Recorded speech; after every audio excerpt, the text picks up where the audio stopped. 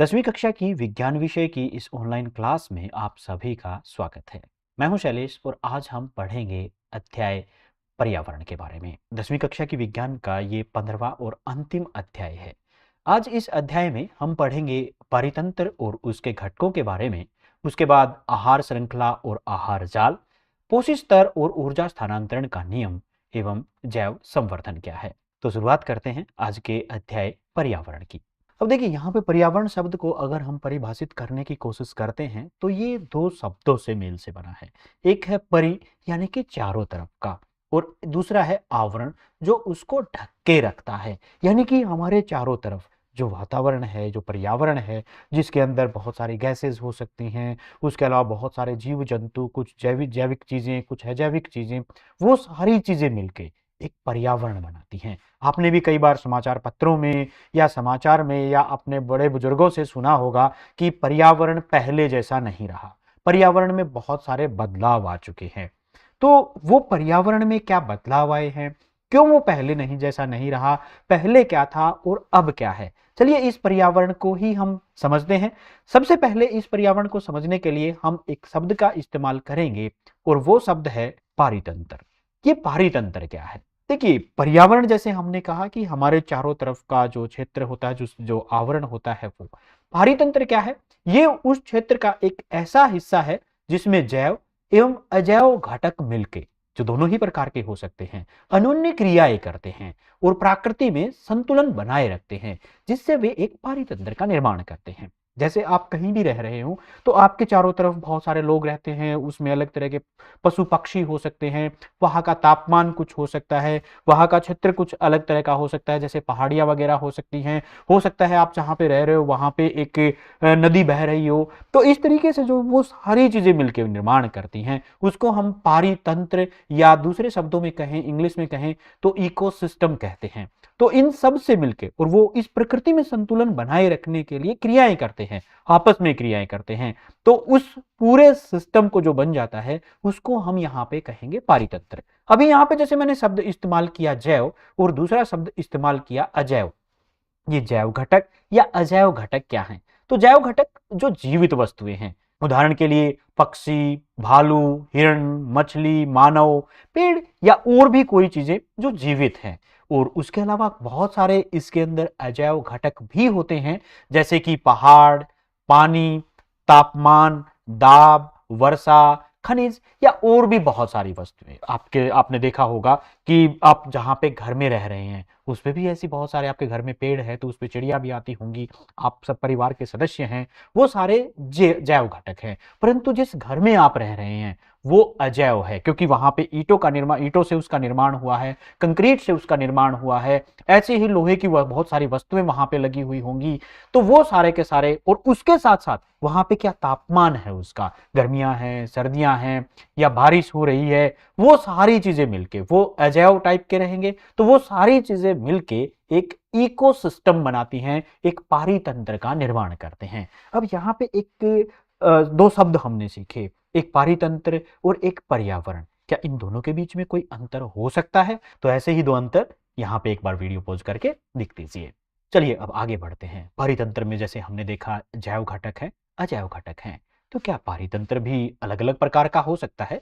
तो हाँ, यहाँ पे पारितंत्र अलग प्रकार से हो सकते हैं। सिर्फ जैव या अजैव के आधार पर ही नहीं, उसका कुछ और भी तरीका हो सकता है। जैसे सबसे पहले हम बात करें प्राकृतिक पारितंत्र की, जो पारितंत्र प्रकृति ने बनाया। जैसे किसी भी कोई भी झील के ऊपर आप घूमने जाते हैं तो झील के अंदर कुछ मछलियां हैं, वहां पे बहुत सारे पेड़ पौधे हैं, वहां का अपना तापमान है। तो ये सारी चीजें आपने नहीं बनाई, वो प्रकृति ने बनाई है। तो वहां पे इस तरह का पारितंत्र, पहाड़ों की बात करें तो वो भी एक पारितंत्र है, पहाड़ों के अंदर से नदियां बहती हैं, तो वो प्रकृति ने बनाई है इस तरह की चीजें। तो इस तरह का जो पारितंत्र होता है उसको हम नाम देते हैं प्राकृतिक पारितंत्र, यानी कि जो प्रकृति ने बनाया है उस पारितंत्र को। तो क्या मानव भी यहाँ पे पारितंत्र का निर्माण कर सकते हैं? चलिए वो भी देखते हैं। तो देखिए मानव भी पारितंत्र का निर्माण कर सकते हैं। कैसे? आपका घर भी ले सकते हैं। घर को नहीं एग्जाम्पल लेना चाहते हो, यहाँ पे आपको चित्र में दिखाई दे रहा है, एक पार्क आपको दिखाई दे रहा है। इस पार्क के अंदर आप देख सकते हैं बहुत सारे इस तरह के जो मानव निर्मित झोपड़ियां सी आपको दिखाई दे रही हैं, पेड़ हैं, कुछ दीवारें हैं। तो देखिए यहाँ पे ये प्रकृति ने नहीं बनाई, प्रकृति के अंदर मानव ने इनका निर्माण किया है। तो इस वजह से इसको हम कहते हैं मानव निर्मित पारितंत्र। आपका घर भी एक मानव निर्मित पारितंत्र का ही उदाहरण है, क्योंकि घर को आपने बनाया है, अपने तरीके से बनाया है। तो इस तरह का पारितंत्र जिसका निर्माण मानव करता है वो मानव निर्मित पारितंत्र कहलाता है, और जिसका निर्माण प्रकृति करती है वो प्राकृतिक पारितंत्र कहलाता है। अब एक प्रश्न आपके लिए, तो यहां से हमें पता चलता है कि पारितंत्र दो प्रकार के हो सकते हैं, प्राकृतिक पारितंत्र एवं मानव निर्मित पारितंत्र। और उन पारितंत्र में, दोनों में ही, प्रकृति में भी और मानव निर्मित में भी, जैव या अजैव घटक हो सकते हैं। यह जरूरी नहीं है कि प्राकृतिक पारितंत्र में सिर्फ जैव घटक होंगे या अजैव घटक होंगे, किसी में भी कोई भी किसी भी टाइप का घटक यहां पे हो सकते हैं। तो पारितंत्र के बारे में यहां तक आपने बहुत कुछ सीख लिया होगा। चलिए अब देखते हैं कि आपने कितना कुछ सीखा। तो यहां पे एक अभ्यास के लिए प्रश्न दिया गया है, इसमें मानव निर्मित पारितंत्र बताना है कि कुछ पारितंत्र यहां पे आपको दिखाई दे रहे हैं। पहला है नदी, दूसरा है झील, तीसरा है ग्रीन हाउस और चौथा यहां पे है जंगल। इनमें से आपको बताना है कि कौन सा पारितंत्र मानव निर्मित है, यानी कि जिसे प्रकृति ने नहीं बनाया। अपना वीडियो यहां पे पॉज कीजिए और उत्तर लिखिए। तो आपने अपना उत्तर लिख दिया। अब देखते हैं कि यहां पे कौन सा पारितंत्र मानव निर्मित है। तो देखिए, नदी की बात करें तो नदी प्रकृति के द्वारा बनाई जाती है। तो इस तरह से पहाड़ों में से जो बहती हुई नदियां हैं वो सारे के सारे प्राकृतिक पारितंत्र हैं। झील भी एक प्राकृतिक पारितंत्र है। ग्रीन हाउस, ग्रीन हाउस देखिए प्रकृति नहीं बनाती, ग्रीन हाउस को हम बनाते हैं। यहां पे जिसकी बात हो रही है तो ये मानव निर्मित पारितंत्र है। जंगल की बात करें तो वो एक प्राकृतिक पारितंत्र है।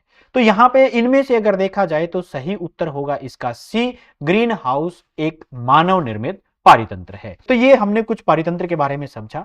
अब बात करते हैं जीवन निर्वाह की। आपने पिछली कक्षाओं में जीवन निर्वाह के बारे में पढ़ा है, जिसमें हमने सीखा था कि मनुष्य को जीवित रहने के लिए अलग अलग चीजों पर निर्भर रहना पड़ता है, और हर जीवित चीज एक दूसरे के ऊपर निर्भर करती है।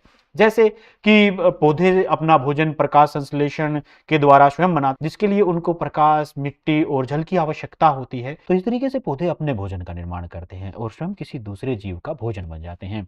जैसे मनुष्य उसको खाता है, बकरियां, भेड़ बकरियां उसको खाती हैं और दूसरे जीव जंतु उसको खाते हैं। परंतु कई बार ये जीव जंतु भी किसी दूसरे का पोषण के लिए काम आते हैं। तो ये जीवन निर्वाह के बारे में हमने पहले पढ़ा था।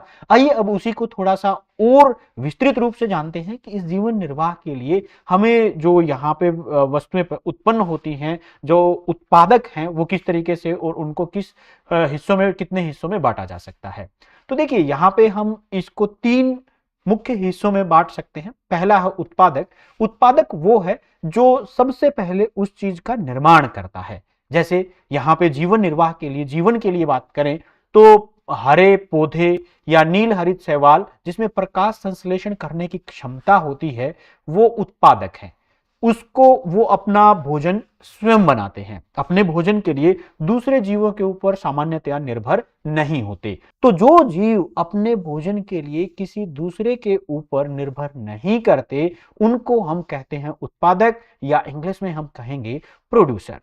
अब ये क्या होता है, इनको जो भोजन बनाते हैं इसका उपभोग करते हैं दूसरे जीव। जैसे मनुष्य की बात करें तो ये क्या करते हैं, जो जीव यानी कि उत्पादक, उत्पादक कौन थे, यहां पे पेड़ पौधों की बात करें या नील हरित शैवाल की बात करें तो वो उत्पादक द्वारा उत्पादित भोजन को ग्रहण करते हैं, उनको कहते हैं उपभोक्ता या कंज्यूमर। यानी कि उत्पादक ने भोजन बनाया और उपभोक्ता ने उस भोजन को कंज्यूम किया, उपभोग किया। इसी वजह से जो उपभोग करेगा वो उपभोक्ता कहलाएगा। जैसे शाकाहारी, मांसाहारी, सर्वाहारी या परजीवी, इन सबको ही हम उपभोक्ता कह सकते हैं, क्योंकि ये दूसरे जीवों के ऊपर अपने भोजन के लिए निर्भर करते हैं या अपना भोजन दूसरे जीवों से लेते हैं। अब क्या होगा, अब जो भोजन इन्होंने कर लिया उसके बावजूद भी कुछ अपशिष्ट पदार्थ या जो कुछ पदार्थ ऐसे रहते हैं जो अपने आप जो इस तरीके से पड़े रहेंगे तो वो खत्म नहीं होंगे, जिनका उपभोग अपने आप नहीं होता तो उसका उपभोग या उसको खत्म करने के लिए एक होते हैं अपघटक।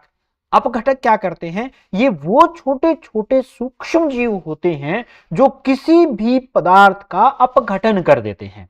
उदाहरण के लिए आप ले सकते हैं कि आपने कोई फल खाया, उदाहरण के लिए केला, और उसका छिलका आपने मिट्टी में डाल दिया।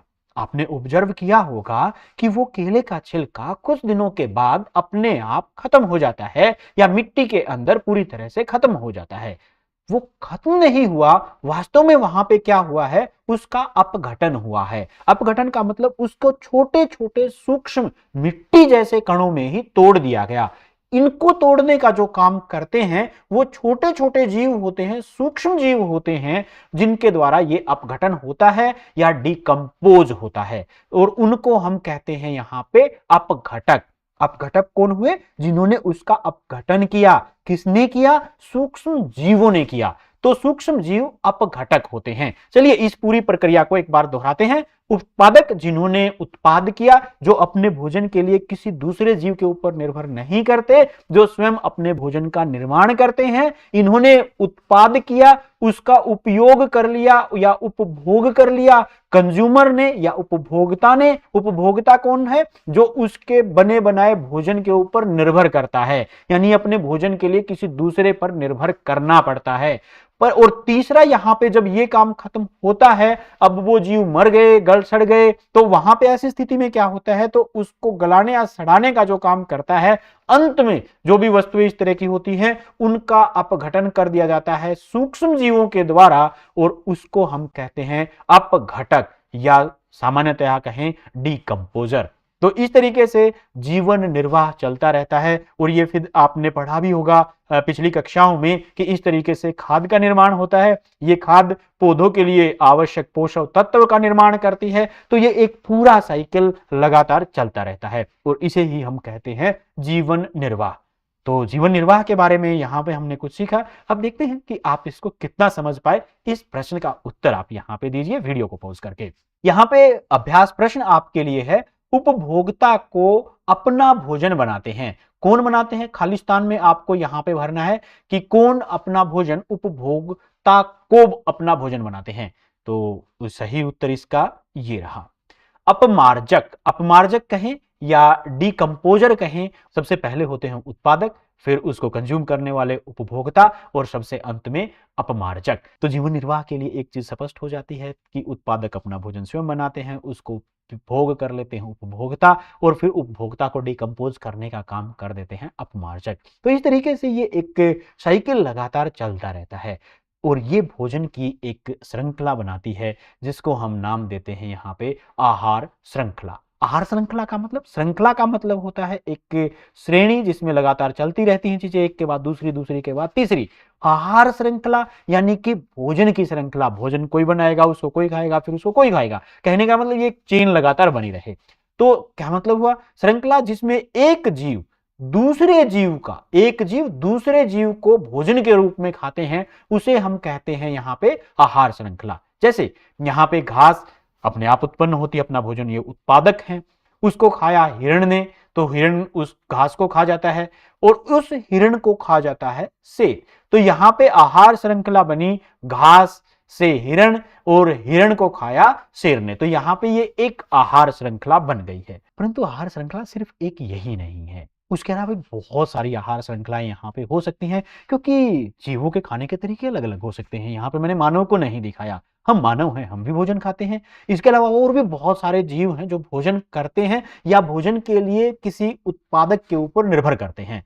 तो भले ही वो घास की बात हो, तो घास को भी बहुत सारे जंतु और दूसरे खाते हैं। तो क्या उनको भी कोई खाता है? क्या और भी आहार श्रृंखलाएं हो सकती हैं? वो देखते हैं। तो देखिए यहाँ पे प्रकृति में कुछ आहार श्रृंखलाएं के उदाहरण यहाँ पे आपको दिखाई दे रहे हैं। जैसा सबसे पहले जो पहली आहार श्रृंखला है, ये वन में होने वाली एक सामान्य आहार श्रृंखला है। जैसे यहाँ पे वन में घास फूस को हिरण खा जाते हैं, और हिरण को से, जैसे अभी अभी हमने देखा था पहला उदाहरण। दूसरा यहाँ पे देख सकते हैं आप, अनाज को ये टिड्डे खा जाते हैं और उसको फिर मेंढक खा जाते हैं, कुछ कीट वगैरह को, और मेंढक को सांप खा जाता है, सांप को बाज खा जाता है। तो इस तरीके से ये आहार श्रृंखला बनती रहती है। घास के मैदान में इस तरह की आहार श्रृंखला बनती है। और तालाब की बात करें तो तालाब के अंदर छोटे छोटे पेड़ पौधे जो अंदर की तरफ उगते हैं या ऐसे ही अन्य जीव उगते हैं, तो उनको खाते हैं आप बिच्छू वगैरह या इस तरह के कीट जो उनको खाते हैं। तो उनको खाती हैं फिर मछलियां, और मछलियों को यहाँ पे ये सारस खा जाते हैं।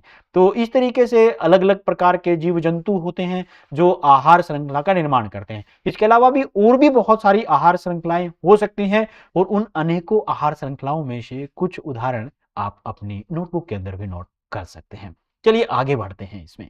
देखिए, आहार श्रृंखला में जब भोजन खाया जाता है तो एक से दूसरा, दूसरे से तीसरा जीव खाता है। तो सबसे पहले उत्पादक जो भोजन का निर्माण करते हैं उसको हम कहते हैं पोष स्तर, जो एक स्तर से दूसरे स्तर पर चलता है। जैसे आहार श्रृंखला के जैविक घटक जिनमें ऊर्जा का स्थानांतरण होता है उसे हम पोष स्तर कहते हैं। अब इस कंसेप्ट को समझते हैं कि ऊर्जा का स्थानांतरण। सबसे पहले तो यहां पे हम देखेंगे कि ऊर्जा कहां से आई, ये ऊर्जा का और स्थानांतरण क्या है। तो देखिए, सबसे पहले अगर उत्पादक की बात करें तो पौधे जिस जो अपना भोजन प्रकाश की उपस्थिति में या प्रकाश संश्लेषण की सहायता से स्वयं बनाते हैं। तो वहां पे क्या हुआ है, प्रकाशीय ऊर्जा का रूपांतरण हुआ किसमें, जो भोजन ने, जो पौधों ने बनाए हैं। तो इस तरीके से यहाँ पे ऊर्जा संचयित हो गई उस उत्पादक के अंदर। अब उस घास को खा लिया हिरण ने, अब इसका मतलब वो ऊर्जा हिरण के अंदर जाएगी। अब वहां पे जो प्रथम स्तर था जिसमें ऊर्जा बनी, जिसमें ऊर्जा रूपांतरित हुई उत्पाद या भोजन के रूप में, तो उसको हम यहां पे कहेंगे पोषी स्तर, एक स्तर। उसके बाद जब दूसरा कोई खाएगा तो देखिए वहां पे पौधों को भी जीवित रहने के लिए कुछ ऊर्जा की आवश्यकता थी। इसका मतलब क्या हुआ, सारी ऊर्जा आगे नहीं जाएगी, कुछ ऊर्जा कम जाएगी या ऊर्जा में परिवर्तन होके ही दूसरे स्तर में जाएगी जब उसको भोजन ग्रहण करेंगे। इसी तरीके से जैसे मान लिया मानव ने भोजन ग्रहण कर लिया, हिरण ने भोजन ग्रहण कर लिया, अब वो अपने जीवन यापन के लिए भी कुछ ऊर्जा का उपयोग करेगा। अब उसको शेर खाता है तो इसका मतलब ऊर्जा कुछ वहां पे यूज कर चुका है, क्षय हो चुका है, तो इसका मतलब शेर के अंदर कुछ ऊर्जा कम जाएगी। तो हम यहां पे कह सकते हैं कि अलग अलग ऊर्जा के स्तर यहां पे बनते हैं, और उस ऊर्जा के स्तर को हम कहते हैं पोषी स्तर। और ऊर्जा का एक स्तर से दूसरे स्तर में जो स्थानांतरण होता है उसे कहते हैं हम ऊर्जा स्थानांतरण।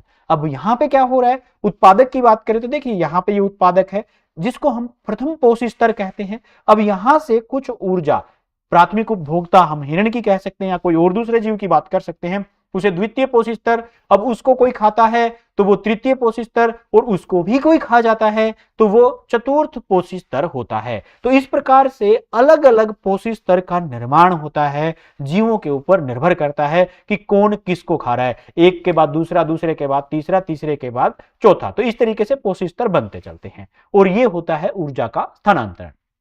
अब यहां पे मैंने जैसे बताया था कि जब ऊर्जा एक से दूसरे स्तर में जाएगी तो वहां पे क्या हो रहा है कि उसको अपने जीवन यापन के लिए भी कुछ ऊर्जा की आवश्यकता होती है।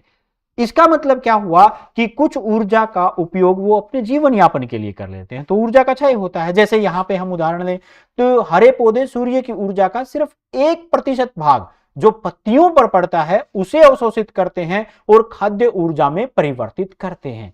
तो देखिए यहां पे ऊर्जा, सूर्य की ऊर्जा का सिर्फ 1%, 100 में से एक हिस्से को ही खाद्य ऊर्जा के अंदर परिवर्तित किया जाता है। तो यहां पे 99% जो सूर्य की ऊर्जा है उसका ह्रास हो जाता है। चलिए, अब उपभोक्ता ने बना लिया, अब उपभोक्ता ने वो भोजन का निर्माण कर दिया, अब उसको खाता है प्रथम पोषी स्तर। फॉर एग्जाम्पल, पौधे को हिरण खा जाता है। अब हिरण के अंदर एक 10% ऊर्जा सिर्फ उत्पादक से इसके अंदर जाएगी, वो सिर्फ 10% ऊर्जा ही जाएगी, बाकी उसके अपने कार्यों के लिए, क्योंकि उसे भी अपना जीवन यापन करना है, उसको अपने जीने के लिए सांस लेना पड़ता है, भोजन के लिए जलना पड़ता है, और भी दूसरे काम उसे करने पड़ते हैं। तो ऐसी स्थिति में अपने दैनिक कार्यों के लिए वो ऊर्जा का ह्रास करता है। तो अपने उसके अंदर जो ऊर्जा उपयोग होती है वो होती है उसका 10% ही उसका वो उपयोग कर पाता है। अब उस हिरण को खा जाता है शेर, तो यहां से 90% ऊर्जा तो यहां पे खत्म हो गई। तो इसका मतलब ऊर्जा का ह्रास हो गया। तो सिर्फ 10% ही उस शेर के अंदर जा पाई। तो यहां से देखिए ऊपर जैसे जैसे स्पोर्स स्तर में जाएंगे तो 10% का नियम क्या बनता है कि 10% एक स्तर से दूसरे स्तर में जाएगी, बाकी 90% ऊर्जा का ह्रास हो जाएगा। ये प्रश्न आपके एग्जाम के लिए भी बहुत इंपॉर्टेंट है। यहां से पूछा जाता है अक्सर एक प्रश्न कि कितना ऊर्जा का ह्रास होता है या कि किस तरीके से ऊर्जा का ह्रास होता है। तो इस टॉपिक को थोड़ा सा ध्यान से आप समझें, अपनी नोटबुक के अंदर नोट करके रखें। तो जैव क्रियाओं में उपयोग हो जाता है 90% ऊर्जा का, सिर्फ 10% ही जाता जाएगा। तो इस तरीके से देखें तो हर बार ऊर्जा का ह्रास होता है और सबसे अंतिम उपभोक्ता को या सबसे अंतिम पोषी स्तर के अंदर बहुत कम ऊर्जा उपलब्ध हो पाती है। तो इसका मतलब उपभोक्ता को अगले स्तर के लिए ऊर्जा बहुत कम मात्रा में मिलती है। और आहार श्रृंखला में यही कारण है कि सामान्य 3 या 4 चरण ही होते हैं, क्योंकि इससे ज्यादा चरण में ऊर्जा नहीं पहुंच पाएगी या ऊर्जा बहुत कम हो जाएगी जो अनुपयोगी रहेगी। अब क्योंकि टॉपिक बहुत इंपॉर्टेंट है इसलिए इसको थोड़ा सा और समझते हैं। तो प्रत्येक चरण में जैसे हमने पढ़ा ऊर्जा का ह्रास इतना अधिक होता है कि चौथी पोषी स्तर के बाद उपयोगी ऊर्जा की मात्रा बहुत कम हो जाती है। यही कारण था कि सामान्यतः 3 या 4 चरण ही होते हैं। प्रथम और दूसरी बात यहां पे सबसे इंपॉर्टेंट यह है कि प्रथम स्तर पर यानी कि उत्पादक की बात करें, जीवों की संख्या सबसे अधिक होती है। या दूसरे शब्दों में हम कहें कि पोषी स्तर, जैसे जैसे हम ऊंचे के पोषी स्तर में जाएंगे, प्रथम पोषी स्तर, द्वितीय पोषी स्तर, तो जीवों की संख्या लगातार घटती जाएगी। और यही कारण है कि आप यहां पे देख सकते हैं पोषी स्तर के लिए जो आकृति मैंने यहां पे बनाई है वो त्रिभुज बनाई है, त्रिभुज के आकार की बनाई है, शंकु के आकार की भी आप कह सकते हैं कि यहां पे जैसे जैसे ऊपर की तरफ जाएंगे तो ये संख्या घटती जाएगी। तो जीवों की संख्या घटती जाती है, एनर्जी भी घटती जाती है, ऊर्जा की मात्रा भी घटती जाएगी। तो यहां से आप देख सकते हो ऊर्जा स्थानांतरण, यहां पे अगर मान के चले हम 100% ऊर्जा इसको मान के चले तो ऊपर देखिए ये बहुत कम ऊर्जा यहां पे रह गई है, उससे बाद बहुत कम, यहां पे और भी कम, और यहां पे बिल्कुल ही कम हो जाती है। तो इसी कारण से स्तर ज्यादा नहीं बन पाते। यहां पे आप सूर्य के प्रकाश को देख सकते हैं, सूर्य का प्रकाश बहुत ज्यादा है, उसके बाद उत्पादक बनाते हैं वो कम ऊर्जा का उपयोग कर पाते हैं। शाकाहारी इसको खाते हैं तो उसके अंदर और कम ऊर्जा रह जाती है। मांसाहारी यहाँ पे और कम ऊर्जा, यानी ऊर्जा यहाँ पे ह्रास हो चुका होता है। और शीर्ष मांसाहारी की बात करें तो उनके पास ऊर्जा के स्तर की मात्रा की अगर बात करें तो बहुत कम रह जाती है। तो इस तरीके से आहार श्रृंखला के अंदर जितना आहार श्रृंखला के अंदर अंत में आता जाएगा, अंत के पोषी स्तर पे आएगा, ऊर्जा उतनी कम हो जाएगी। परंतु कई बार आहार श्रृंखला को सीधा फॉलो नहीं किया जाता। जरूरी नहीं है कि हिरण को शेर ही खाए, हिरण को मनुष्य भी खा सकता है। तो ऐसी स्थिति में क्या आहार श्रृंखला के ऊपर कोई परिवर्तन आता है या इस तरीके से आहार श्रृंखलाएं बदलती हैं तो फिर क्या होगा? तो देखिए इस तरह की जब आहार श्रृंखलाएं रूप बदल लेती हैं या शाखाएं बदल लेती हैं तो यहां पे उन आहार श्रृंखलाओं को आहार श्रृंखला ना कह के हम एक नाम देते हैं आहार जाल। क्योंकि इस तरह की जब श्रृंखलाएं बदल जाती हैं तो एक जाल जैसा निर्माण करती हैं, जिसको हमने आहार जाल का नाम दिया है।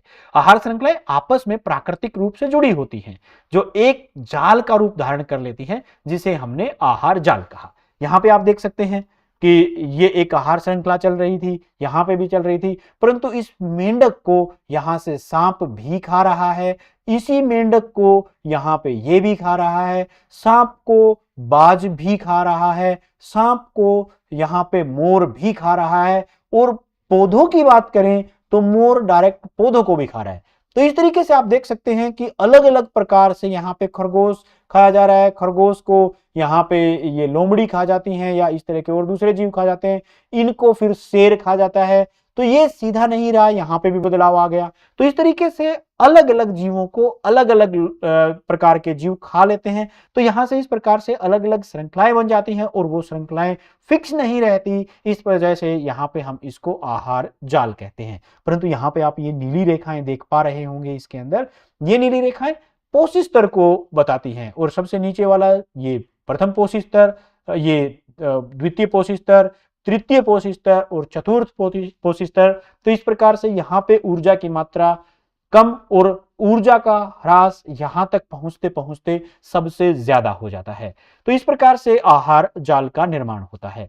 तो अभी तक हमने आहार जाल किस प्रकार बनता है, कैसे यहाँ पे पोषी स्तर के अंदर ऊर्जा का ह्रास होता है, उन सब चीजों के बारे में जाना। आपने कितना समझ लिया? चलिए एक प्रश्न की सहायता से यहाँ पे वीडियो को पॉज करके हल करने की कोशिश कीजिए। आपके लिए प्रश्न है, इनमें से किस आहार श्रृंखला में सबसे उच्च स्तर के उपभोक्ता को सबसे ज्यादा ऊर्जा प्राप्त होती है? सबसे ऊपर के स्तर के श्रृंखला में जो सबसे ऊपर का स्तर दिखाया गया है, जो भी आहार श्रृंखला में, उसको ऊर्जा प्राप्त होगी। तो यहां पर देखिए 4 ऑप्शन दिए गए हैं, घास, टिड्डा, मेंढक, सांप, बाज। दूसरा ऑप्शन है शैवाल, झींगा, कतला मछली, शार्क। तीसरा ऑप्शन है घास, हिरण, बाघ। और चौथा ऑप्शन है प्राणी पलवक, करकट, मछली, सील या ध्रुवीय भालू। तो ये 4 ऑप्शन है। तो इसका सही उत्तर है ये।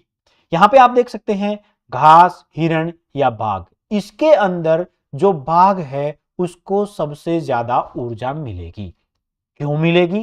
क्योंकि सीधी सी बात है, यहां पे सिर्फ 3 ही पोषक स्तर आए हैं, तो ऊर्जा का ह्रास कम हुआ है, और ऊर्जा का ह्रास कम होगा तो इसको ज्यादा ऊर्जा मिलेगी। इसकी बजाय यहां पे जिस भी पोषक स्तर की बात करें तो सबके अंदर 3 से ज्यादा श्रेणी है, तो इसका मतलब इसमें कम ऊर्जा मिलती चलेगी। तो यहां पे ये प्रश्न का सही उत्तर है। तो यहीं से एक प्रश्न और खड़ा हो जाता है कि किसमें सबसे कम ऊर्जा उच्च स्तर पर मिलेगी? इसका उत्तर भी आप अपनी नोटबुक में लिख सकते हैं, अगर ये कंसेप्ट आपको समझ में आ गया है तो। चलिए आगे बढ़ते हैं। ऊर्जा स्थानांतरण की हम बात कर रहे थे और उसमें इस चित्र को हमने देखा था। तो यहां से इस चित्र से 2 बातें स्पष्ट होती हैं। पहली क्या कि जो ऊर्जा का प्रवाह है, देखिए आप यहां से सूर्य का प्रकाश से उत्पादक यानी ऊर्जा का प्रवाह यहां पे है, इसमें भी ऊर्जा का प्रवाह ऊपर की तरफ है। उत्पादक से शाकाहारी, शाकाहारी से मांसाहारी और मांसाहारी से शीर्ष मांसाहारी। तो यहां से देखिए कहीं पे भी ऊर्जा नीचे की तरफ नहीं आ रही। तो इसका मतलब एक बात तो तय है कि ऊर्जा का प्रवाह सदैव एक ही दिशा में होता है। दूसरा, स्वपोषी जीवों द्वारा ग्रहण की गई ऊर्जा पुनः अपने पहले स्तर में स्थानांतरित नहीं की जा सकती। यानी कि यह नहीं है कि उत्पादक दोबारा से सूर्य का प्रकाश बना दे या शाकाहारी उसको उत्पादक को पुनः ऊर्जा दे दे। तो इसका मतलब क्या हुआ? स्वपोषी जीवों द्वारा ग्रहण की गई ऊर्जा, जैसे सूर्य का प्रकाश है तो वापस सूर्य के प्रकाश में स्थानांतरित नहीं की जा सकती। इसका मतलब यह हुआ कि ऊर्जा उच्च पोषी स्तर से, सामान्यतः अगर प्रथम स्तर की बात करें, द्वितीय और प्रथम स्तर की बात करें, तो निचले पोषी स्तर में उल्टी नहीं जाएगी। परंतु ऊर्जा का ह्रास ही नहीं, यहाँ पे जब आहार श्रृंखला की बात होती है तो उसमें और भी कई चीजें होती हैं। जैसे हम मानव अपने भोजन के लिए अनेकों पौधों के ऊपर निर्भर करता है या दूसरे जीवों के ऊपर निर्भर करता है। तो ऐसी स्थिति में क्या होता है कि कुछ उनको बचाने के लिए, पौधों के लिए आपने देखा होगा कीटनाशकों का उपयोग किया जाता है, और दूसरे जीवों के लिए भी इसी बचाने के लिए अलग अलग प्रकार की दवाइयों का उपयोग किया जाता है, जैसे स्टीरॉइड्स वगैरह। तो उनमें क्या होता है कि वो एक स्तर से दूसरे स्तर में बगैर नष्ट हुए चले जाते हैं। कुछ कीटनाशक ऐसे हैं जो पौधों के अंदर गए, पौधों से फिर वो मानव के अंदर जाएंगे, या पौधे को किसी बकरी ने या हिरण ने खाया, उसके अंदर जाएंगे, उसको फिर मान लिया मानव खाता है तो फिर वो मानव के अंदर आएंगे। तो इस तरीके से वो घूमते फिरते एक स्तर से दूसरे स्तर में चलते रहते हैं, वो चाहे आहार श्रृंखला हो या आहार जाल हो। तो इस तरीके से वो एक से दूसरे स्तर में जब जाते रहते हैं, तो इसी को हमने कहा जैव संवर्धन। अब ये हानिकारक जो रसायन है उनका जब एक पोषी स्तर से दूसरे पोषी स्तर में या आहार श्रृंखला से एक स्तर से दूसरे स्तर में जाने की प्रक्रिया को ही जैव संवर्धन कहते हैं। इसको आप परिभाषित करना चाहें तो आहार श्रृंखला में हानिकारक रसायनों की मात्रा में एक पोषी स्तर से दूसरे पोषी स्तर में जाने पर वृद्धि हो जाना जैव संवर्धन कहलाता है। तो यहाँ पे कीटनाशक के रसायन या ऐसे ही घातक रसायन जो भी होते हैं जिनका ह्रास नहीं होता, जो मनुष्य या पौधों के द्वारा नष्ट नहीं किए जा सकते या अपने शरीर से बाहर नहीं निकाले जा सकते, वो एक से दूसरी स्तर के अंदर जाते रहेंगे और बड़े ही चिंता का विषय ये है कि रसायनों की सबसे ऐसे रसायन जो खतरनाक रसायन हैं, उसकी सबसे अधिक मात्रा मानव शरीर में होती है। क्योंकि पौधे से भेड़-बकरियों के अंदर आएँगे या मांस जो उनको खाने वाले हैं और उनके मांस को मानव खाता है, तो मानव के अंदर आएँगे। तो चाहे पौधे खाता हो या चाहे मनुष्य उन मांस वगैरह को खाता हो, उन जीवों को खाता हो, अंततः वो आने मानव के अंदर ही हैं। तो इसलिए कोशिश करें कि रसायनों का उपयोग कम से कम किया जाए, सो दैट कि वो आदमी के अंदर इकट्ठा ना हो और असामयिक मृत्यु ना हो, क्योंकि ये बहुत ही हानिकारक होते हैं, जिसके कारण अनेकों प्रकार की बीमारियां जैसे कैंसर जैसी बीमारियां उत्पन्न होती हैं हानिकारक रसायनों से। तो इसलिए कोशिश की जाए कि इनका उपयोग ही ना किया जाए या कम से कम किया जाए। अगर कहीं पे इस तरह की जरूरत पड़ती है कीटनाशकों की, तो प्राकृतिक रूप से भी ऐसे कीटनाशक बनाए जा सकते हैं या खाद जो पौधों के लिए होती है उसका निर्माण किया जा सकता है। तो रसायनों की बजाय उस तरह के जो भी विकल्प हैं उसके ऊपर विचार किया जाना चाहिए। तो इस बारे में खुद भी जागरूक हूँ, क्योंकि मनुष्य के जीवन का सवाल यहाँ पे उत्पन्न हो जाता है, उसके लिए कठिनाइयाँ उत्पन्न हो जाती हैं। तो खुद भी इसके बारे में जागरूक हूँ और अपने आस पड़ोस के जितने भी किसान हैं या परिवार के जितने भी सदस्य हैं, उन सबको भी आप ज़रूर जागरूक करें। और जागरूकता सिर्फ आहार के बारे में ही नहीं, पूरे पर्यावरण के बारे में होने चाहिए। और पर्यावरण में भी हम बहुत सारे ऐसी हानिकारक गैसें छोड़ते हैं और उसके अलावा बहुत सारे भूमि को भी नष्ट कर रहे हैं और भी बहुत सारे कारण हैं। और कई बार तो हमारी जो गलतियाँ होती हैं वो इस तरह की होती हैं कि हमें पता भी नहीं होता, हम पर्यावरण को नुकसान पहुँचा रहे होते हैं और जिसका परिणाम अंततः मानव को ही या इस पृथ्वी को ही भुगतना पड़ेगा। तो इसलिए इसके बारे में भी जागरूक होना बहुत ज़रूरी है। तो जैव संवर्धन के बारे में और आहार श्रृंखला के बारे में इस भाग में हमने जाना और उन सब चीज़ों के बारे में कि किस किस तरीके से पर्यावरण को हम नुकसान पहुंचा रहे हैं, किस तरह का प्रदूषण हो रहा है, प्रदूषण के कौन-कौन से कारक हैं, उसको हम इसी अध्याय के भाग 2 जो कि अगला वीडियो होगा, उसमें उसके बारे में चर्चा करेंगे। तो यहाँ पे इस अध्याय में आज हमने पढ़ा पारितंत्र, जैव घटक, सजीव जैव घटक जैसे होते हैं पारितंत्र के और निर्जीव घटक जैसे कि ताप, वर्षा आदि उनके बारे में पढ़ा। पारितंत्र में ये भी हमने पढ़ा कि पारितंत्र में 2 प्रकार से विभाजित किया जा सकता है, जिसमें प्राकृतिक पारितंत्र होते हैं, जैसे जंगल, झील, नदी आदि और अप्राकृतिक पारितंत्र या मानव निर्मित पारितंत्र होते हैं, जैसे चिड़ियाघर का निर्माण किया जाता है, मछली घर, वनस्पति उद्यान और आपका घर भी उसी का एक उदाहरण है। उसके अलावा पारितंत्र के घटक जो मुख्यतः हमने पढ़े थे, 3 घटक होते हैं इसके, उत्पादक, उपभोक्ता या अपमार्जक जो जीवन निर्वाह के लिए ज़रूरी थे। और उसके बाद हमने आहार श्रृंखला और जाल तथा पोषी स्तर के बारे में समझा। आहार श्रृंखला में ये भी हमने जाना कि ऊर्जा का स्थानांतरण होता है और वो स्थानांतरण एक ही दिशा में होता है और ऊर्जा जो अगले स्तर के लिए ऊर्जा होती है वो बहुत कम मात्रा में उपलब्ध होता पाती है और इसके कारण ऊर्जा का ह्रास बहुत ज़्यादा होता है। और इसी कारण से आम तौर से जो पोषी स्तर होते हैं या आहार श्रृंखला के जो स्तर होते हैं वो 3 या 4 ही होते हैं और ऊर्जा का ह्रास इतना अधिक होता है जिसके कारण जो चौथा पोषी स्तर है उसके बाद उपयोगी ऊर्जा की मात्रा बहुत कम रह जाती है और यही कारण है जहाँ पे सबसे अत्यधिक ऊर्जा उपलब्ध होती है जो कि प्रथम पोषी स्तर है, वहां पे जीवों की संख्या भी सबसे ज्यादा मिलती है और अधिक पैदावार या बीमारियों से बचने के लिए हम कई बार हानिकारक रसायनों का उपयोग करते हैं और उन रसायनों का एक स्तर से दूसरे स्तर में जाने पर संवर्धन होता है, मात्रा अधिक हो जाती है, जिसको हमने जैव संवर्धन कहा था और जैव संवर्धन का सबसे बड़ा नुकसान मानव शरीर के ऊपर होता है। तो ये कुछ चीजें थी इस अध्याय में हमने पढ़ी। अब बारी है कि आपने जो भी कुछ सीखा उसको आप अपने नोटबुक के अंदर नोट करें और उसके साथ साथ कुछ अभ्यास भी करें। तो अभ्यास के लिए यहाँ पे आपके लिए 3 प्रश्न हैं और यह है आपका पहला प्रश्न।